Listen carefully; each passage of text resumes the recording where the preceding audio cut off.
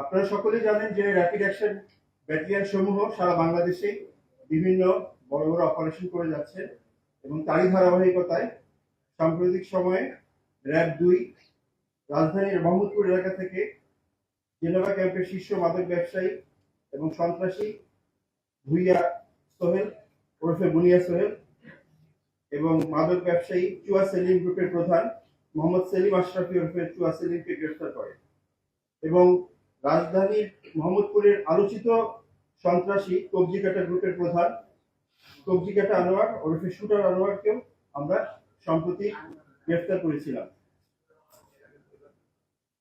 মোহাম্মদপুর এলাকায় আইন শৃঙ্খলা নিয়ন্ত্রণ এবং জনগণের জানমালের হেফাজতের জন্য আমরা নিরলসভাবে কাজ করে যাচ্ছি। গত 5ই আগস্ট থেকে অদ্যাবধি র্যাব 2 বিভিন্ন অভিযান পরিচালনা করে এবং আমরা এ পর্যন্ত 71টি দেশি বিদেশি অস্ত্র, 1440 রাউন্ড বিভিন্ন ধরনের অস্ত্রের অ্যামুনিশন এবং প্রায় 24,000 পিস ইয়াবা, 1.5 কেজি হেরোইন,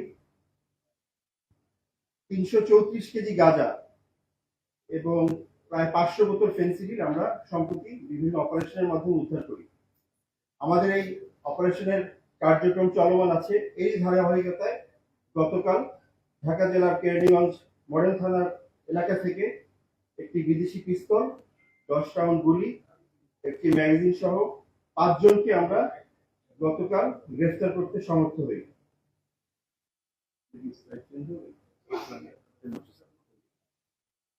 গ্রেফতারকৃত আসামিরা হলো মোহাম্মদ সাইদুল ইসলাম ওরফে স্বপন, মোহাম্মদ রায়হান, মেহেদী হাসান ইউসুফ, মোহাম্মদ আবুল হাশেম এবং জুয়েল মিয়া। ঘটনার বিবরণ: গতকাল আমরা গভীর রাতে একটা সংবাদ পাই যে আমাদের ঢাকা জেলার কেরানীগঞ্জ থানাধীন ঘাটরচর এলাকায় একজন মাদক ব্যবসায়ী আছেন, তার নিকট অবৈধ অস্ত্র এবং মাদক আছে। এই বিষয়টি আমাদের আভিযানিক দল তখন গোয়েন্দা নজরদারি শুরু করে এবং তথ্য সংগ্রহ করা শুরু করে। পরবর্তীতে র্যাব 2 এর একটি আভিযানিক দল এই তথ্যের ভিত্তিতে সুনির্দিষ্টভাবে ঢাকা জেলার কেরানীগঞ্জ মডেল থানাধীন ঘাটারচর এলাকায় একটি বাসায় অভিযান পরিচালনা করে। অভিযান পরিচালনাকালে আসামি মোহাম্মদ সাইদুর রহমান ওরফে স্বপন, যার ব্যাপারে আমরা ইতিমধ্যে তথ্য পেয়েছিলাম যে তার কাছে অস্ত্র আছে, এবং তাকে আটক করা হয় এবং তাকে জিজ্ঞাসাবাদের পরে সে স্বীকার করে যে তার বাসার যে বেডরুমে সে বসবাস করে সেই বেডরুমের খাটের নিচে একটি বিদেশি পিস্তল, 10 রাউন্ড গুলি এবং একটি ম্যাগাজিন আছে। আমরা তখন তল্লাশি করে সেটা উদ্ধার করি এবং এই অস্ত্রটা কিভাবে তার কাছে আসলো, তার উৎস এবং এর সাথে আর কারা কারা সম্পৃক্ত, এটার ব্যাপারে তাকে জিজ্ঞাসাবাদ করা হয় এবং এই জিজ্ঞাসাবাদের পর্যায়ে আমরা আরো অনুসন্ধান করি এবং আমাদের অনুসন্ধানের ভিত্তিতে এই অস্ত্রটির কেনাবেচার সাথে জড়িত থাকার অভিযোগে আমরা আসামি রায়হান এবং মেহেদী হাসান ইউসুফ এই দুজনকে প্রথমে গ্রেফতার করি। তাদেরকে সাভার জেলার ভাতুরকা এলাকা থেকে গ্রেফতার করা হয়। সাভার থানার ভাতুরকা জেলাতে এই এলাকা থেকে গ্রেফতার করা হয়।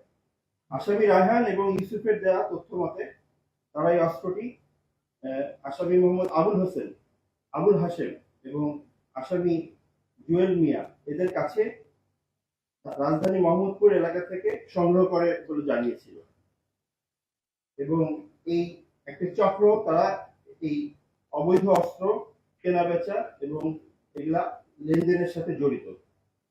গ্রেফতারকৃত আসামিরা ঢাকার বিভিন্ন এলাকায় অবৈধ অস্ত্রের ব্যবসার সাথে জড়িত, জমি দখল, চাঁদাবাজি সহ বিভিন্ন সময় অস্ত্র প্রদর্শন করে সাধারণ মানুষের মাঝে ভীতি সঞ্চার করে।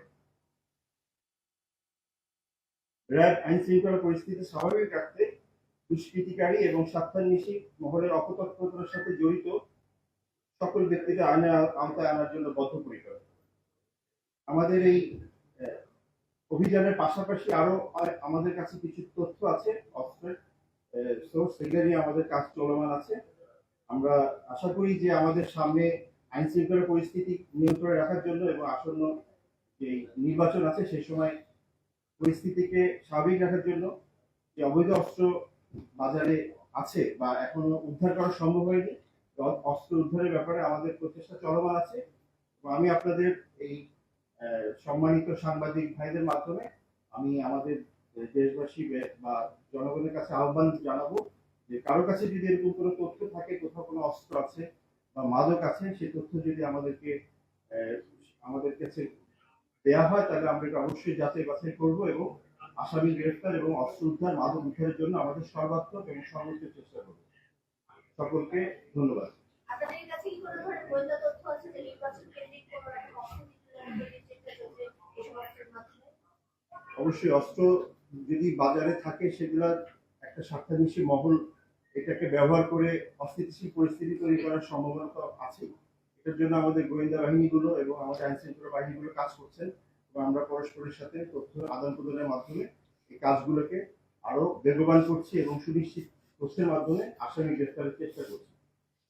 আসামিদের পরিচয় এবং এর আগেও কোনো এদের বিরুদ্ধে কোনো মামলা আছে কিনা? এক দুই নম্বরটা, মোহাম্মদপুরে অনেক গ্রুপ আছে, যার কোন গ্রুপের সদস্য আছে এবং মোহাম্মদপুরে বেশ কিছু চন্দ্রলোকার বিষয়ে আপনারা অভিযান চালিয়েছেন বলছেন, তারা কেউ জামিনে বের হয়ে আবার এই অপরাধের সাথে জড়িত আছে কিনা এ ব্যাপারে আপনাদের আচ্ছা, দেখি এই যে পত্রিকাটা আনোয়ারের যে যিনি আছেন, ওনাকে আপনারা এখন পর্যন্ত কতবার গ্রেফতার করেছেন? কারণ আমরা তো দেখছি যে উনি খালি গ্রেফতারই হচ্ছে।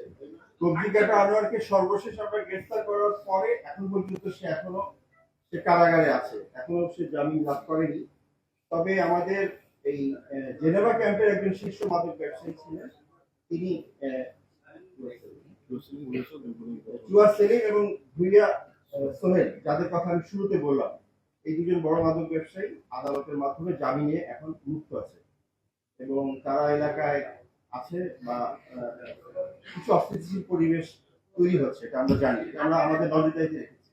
না, ডেভেলপমেন্ট, আমি প্রথম প্রশ্নটা উত্তর দিই যে আমাদের যে অবৈধ অস্ত্র মানে গত 5ই আগস্টের সময় বিভিন্ন থানা বা বিভিন্ন জায়গা থেকে যে অস্ত্রগুলো লুট হয়েছে, সেটার ব্যাপারে বেশ কিছু অস্ত্র উদ্ধার হয়েছে। এখন কিছু অস্ত্র উদ্ধার করা সম্ভব হয়নি, সময় কিন্তু 1 বছর পেরিয়ে গেছে। আমরা এই ঘটনা থেকে বুঝতে পারছি যেখানে 5 জন ব্যক্তি 5টা হাত বদল হয়ে এই অস্ত্রটা তাদের কাছে গেছে এবং বিভিন্ন অস্ত্র বিভিন্নভাবে হাত বদল হচ্ছে। এই হাত বদল হয়, যেটা বলছিলাম যে অবৈধ অস্ত্র বা যেসব লুণ্ঠিত অস্ত্র এখন উদ্ধার করা সম্ভব হয়নি, এই অস্ত্রগুলো উদ্ধারের ব্যাপারে আমাদের বিভিন্ন টিম কাজ করে যাচ্ছে। আমরা তথ্য সংগ্রহ করছি, যাচাই বাছাই করছি, বিভিন্ন জায়গায় অভিযান পরিচালনা করছি, বাট বিভিন্নভাবে হাত বদল হয়ে গেছে অস্ত্রগুলো, যার কারণে এটা এখন একটু ডিফিকাল্ট। আমরা আশা করব যে সামনে আমাদের সকল আইন শৃঙ্খলা বাহিনী এই বিষয়ে যে তৎপরতা রাখছেন, তাতে অস্ত্রগুলো অনেকাংশে উদ্ধার করা সম্ভব হবে। আর সেকেন্ড মোহাম্মদপুরের বিষয়ে আমরা খুবই কনসার্ন। আমরা আমাদের এলাকায় টহল সংখ্যা অনেক বাড়িয়ে দিয়েছি। আমাদের যে ফোর্স আছে তারা নিয়মিতভাবে টহল দিচ্ছে। আমরা যেসব জায়গায় বেশি অপরাধপ্রবণ এলাকা, সেসব জায়গায় আমাদের টহল সারা রাত সারা দিন আমরা স্ট্যাটিক ভাবে রাখছি এবং আশেপাশের এলাকাগুলোতে আমাদের টহল ঘোরাফেরা করছে, যার ফলে গত কয়েক মাসে 2-1টা ঘটনা ছাড়া বাকি ওভারঅল পরিস্থিতি বলা যায় যে নিয়ন্ত্রণের মধ্যে আছে। এই বিষয়টা আমাদের সরকার থেকে পলিসি যেভাবে আছে, তারা যেভাবে করেন সেভাবেই হবে। আমরা এই বিষয়টার সাথে সরাসরি কিছু বলতে পারছি না।